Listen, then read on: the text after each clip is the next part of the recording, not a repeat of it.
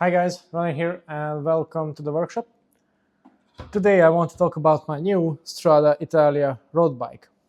I've already shown you the frame in an unboxing video and this is the full build. As you can see, I've been using it for a while now, so I'm ready with some first impressions, and I'm also going to talk you through the component choices that I have made. So if you want, of course, know more details about the frame itself, then check out the aforementioned unboxing video. So today I will skip that part a little bit because I want to focus on some of the details that I've changed. So in broad terms, the bike setup is similar to what I've been using before. As for the parts, so again, let's start at the front of the bike. You can immediately see that currently what I have installed are not my usual head wheels, but the 3T Discus 45s. Now, of course, the head V62 is still my preferred race wheel, and I will use this in basically all occasions when there's competition involved. These are set up with ceramic speed bearings, with GP 5000 TT TR tires, the valve cover, etc. So it's optimized for maximum efficiency. But the thing is that recently I really got to like riding around in the nearby Polish mountains. It's just a much less boring place to train at. However, the roads are really rough. And here I'm using 28mm tires for optimal aerodynamics because that's what these tires are developed for. So for training, I was looking for something that is a bit wider, a bit more plump, and supports bigger tires. And 3T Zone Discus wheel set does exactly that. So it's not really a lightweight climbing wheel set because of the extra girth. The weight is actually very similar to this pair. Obviously, they're not as aerodynamic either, but they do have a really nice wide 23mm internal width, also hooked. So that's nice in this hookless day and age, so no tire blowouts can happen. And they have some nice sturdy hubs with big bearings and a very large 32mm external width. It's not extreme perhaps by today's standards, but it fits really nicely with the Vittoria Corsa Pro 30mm tubeless tires that I have on now. And I have to say, I really dig this combination. It's excellent and it floats over the rough roads, and it's just much more pleasant when descending. So yeah, I'm really happy with the choice. And as for a 3T wheel set, as a training wheel set, it's excellent. It's a bit heavy, but it's sturdy, it's durable, it's wide, it's hooked. It even has a brass valve instead of aluminum, so it prevents corrosion from sealant. So overall, pretty happy with the setup, and does exactly what I intended it to do. Then, if we look at the other parts on the front, of course I still have the Hope rotors, 160mm on both ends, because that's what this frame set accepts, and the braking power modulation, excellent. If you have Shimano rotors, change them immediately, because these aftermarket options are just night and day compared to the finicky, squeaky, and thingy ice-tech rotors from Shimano. I really like Shimano stuff, but the rotors are really not their strong suit. The fork is a bit wider in profile than the previous Strada, so I already mentioned that. Unfortunately, the geometry of this bike is also slightly different. So the stack height is taller, which for 90% of the population is a good thing, because a lot of my clients, when they're looking for a bike, they want a super cool looking Aero race bike in terms of looks, but they can't fit it. And this is the bike for them, because it's a cool looking Aero race bike, very fast, but it has basically an endurance bike fit. So for me, not ideal. For 90% of riders, spot on. Now, because of this reason, well, stack height is around 20mm taller than the regular Strada. I think, or is it 18, something like that. And it's around 30 mil taller than the bikes that I've been using previously. So to get around that, we used, of course, the Spico bar, which I've been using for a while now, very aggressive. And luckily, the cable routing or the brake hose routing enables it to sit completely on top of the headset bearing for the lowest stack possible. So like this, the fit is there or thereabouts where I need to be. Then, of course, on top of the bar, we have Dura-Ace levers, sprint shifters, and the Silcon Astra Cusino tape. So that's all standard fare. I have also the 3D printed titanium Silca chisel mount with titanium bolts that I've added myself. So that's some cool stuff there. I really like it. You can probably notice, I'm not sure if it's visible, but right now I have the Garmin Edge 530 on there. Now this is normally the bike computer we use for aero testing, but if you watch my previous video, my Colnago is now with Barney to race the world and European champs, and that has a very specific mount and aero bar setup that only fits a Wahoo, so I gave him a Wahoo as well, and I'm using this for now. Strangely, it's been almost 8 years since I've used a Garmin head unit, so it was a bit of a learning curve, but they've progressed a lot since then.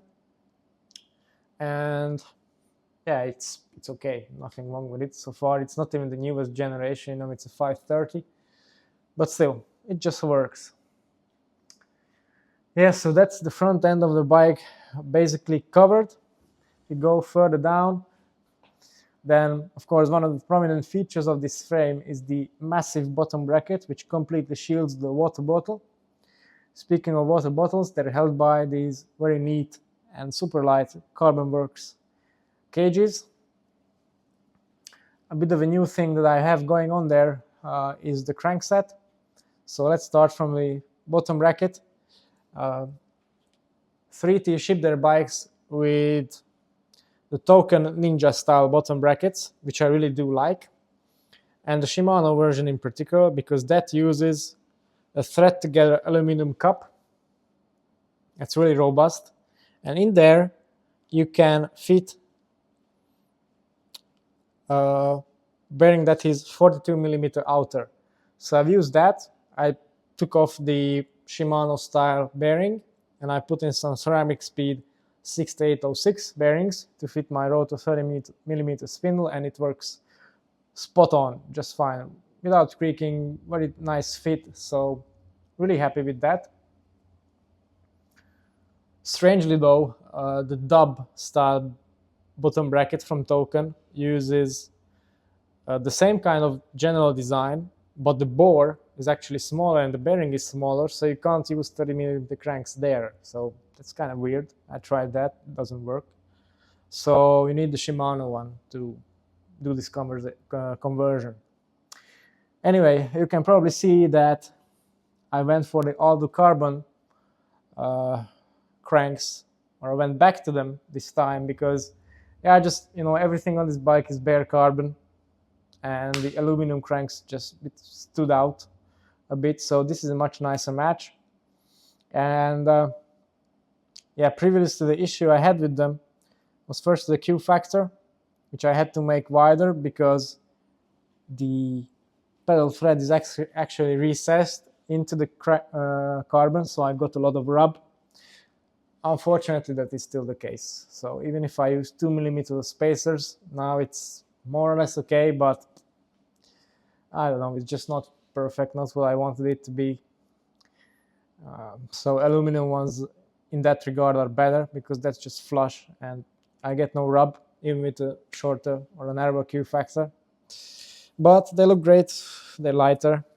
Hopefully the bonded insert here will not break away from the carbon this time. You can also probably see that this is now a regular 2x setup.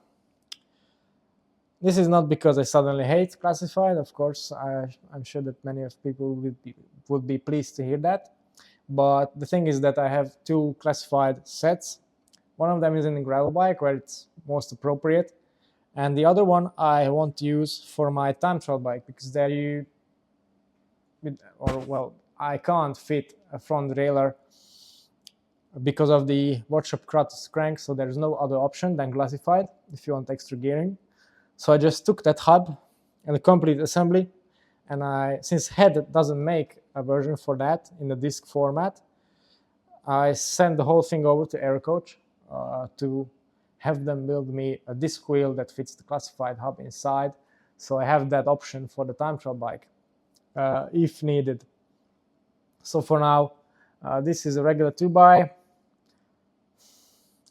Upsides, I have the Shimano Hyperglide shifting because of the chain and cassette. Downsides, it's a regular front mech. You have to be mindful of when you shift, and the big ring is a 54 instead of the 58 with the same bottom end, so the gear range is smaller and it's not as good in the descent or on the flats, on the fast flats even. So yeah, there are places where this setup is better if you have prolonged steep climbs, but yeah, everywhere else, to be honest, the classified system was better. But for now I have this. Unfortunately, I don't have an unlimited budget to buy 2 more sets of wheels and 1 more classified system, etc. So for now that will stay on the gravel and TT bikes as a reserve. Pedals, still Speedplay Aeros, titanium pedals, aftermarket. K-edge chain catcher on there, standard Dura-Ace front mech. Apart from one fact, I think one of the least well thought out features of the Shimano group set is the cable guide for the front mech. If you have a bigger tire on, it just gets loose and the cable gets into the tire. So now I have this neatly zip tied to the cage so it can't go anywhere. Yeah, if you go up to the saddle area, seat tube area, this is also quite radical, and also even more so than the standard Strada, deeper profiles, etc. One thing that's pretty weird about the geometry of this bike is that the setback is quite tall or quite long if you compare the saddle axis to the bottom bracket, which is not a problem in the big sizes, because there you would get there anyway with saddle height. Here, as you can see, my saddle is quite far forward, or actually it's almost all the way forward on the rails, but that's not because I use a very forward position. It's just my standard position with around 70 mil of setback that I used on my previous bikes. So if you want to go and really slam your saddle forward, be above the bottom bracket, then perhaps this is not the geometry that will suit you. For me, it's not an issue because I ride relatively far back on the saddle. I've also upgraded the saddle clamp bolt to titanium. It's just a bit neater as it's anodized black. And on top, of course, I have the trusty WOV Max saddle, which will soon be available in the mass-produced version. I will have it in stock in the shop, so you can check the link down below. Then if you go back, obviously the back wheel and the rotor, same as on the front one, the tire as well. I also have tubolite inserts in there just for extra protection against flats, and I can still ride home without any spares, so that's neat. Shimano chain, as I said, waxed, obviously, standard deal, 1130 Dura-Ace cassette, SLF motion, rear derailleur cage on the rear mech, standard stuff, and one really neat parter trick, again from Silka. This is the 3D printed titanium direct mount derailleur hanger that I was able to fit to this bike because of the SRAM UDH standard. So I really dig that, improves the shifting a lot, and it just looks super cool. I really love a direct mount derailleur hanger. So that's the component spec. Now let's talk about the bike and how it rides. So I've already talked about the geometry being a bit more on the endurance side and relaxed side. The ride, I would say, is it's in a similar fashion, I would say. So the geometry of handling wise is also a bit more relaxed. So the bike is not a super quick handling one. It's more on the stable side, excellent for rough descents, as I said. And yeah, it really gives you the confidence to rail it downhill, in my experience. So that's nice, and also it's very compliant compared to race bikes of the standard breed, which is also aided by the fact that it has 34 millimeter tire clearance, which is huge for an aero bike. So maybe it's the perfect Roubaix bike or the cobbles bike. It's entirely possible. It's not the lightest. It's not the climbing bike. Built up like this with the big tires and all the inserts and everything. It weighs around 8 kilos with the computer on and pedals and everything, as you can see it right now. With the head wheels and the smaller tires, it's around 7.7, so that's quite competitive for a race bike in race trim. So yeah, unfortunately, because of my overtraining and health issues, I've talked about this previously, I wasn't able to do proper training that I would have been normally. So the rest of the year is probably just more relaxed riding and the focus and preparation for next year. But still, I've managed to put this bike through its paces in various different forms of terrain. And because I mostly ride of enjoyment at the moment, I really like those mountains that I said. And there it's really, really excellent. So obviously it's not a climbing setup. It's not super fast uphill in this guise at least. But it's really fun to bomb downhill because of the big tires and the compliance and the stable and confidence-inspiring handling. So if you're looking for these qualities and a more relaxed fit in a bike, then this is definitely one for you. And as far as changes go, to be honest, I don't really have anything much different in terms of setup for this bike, but that might change, obviously. So far I have these two variants. This looks rather neat, I think, with the gold logos and the 10-volt tires. I will probably have some gold logos applied to the wheels as well, just to match. It would look much better than with the white. This is a bit of a, doesn't really match.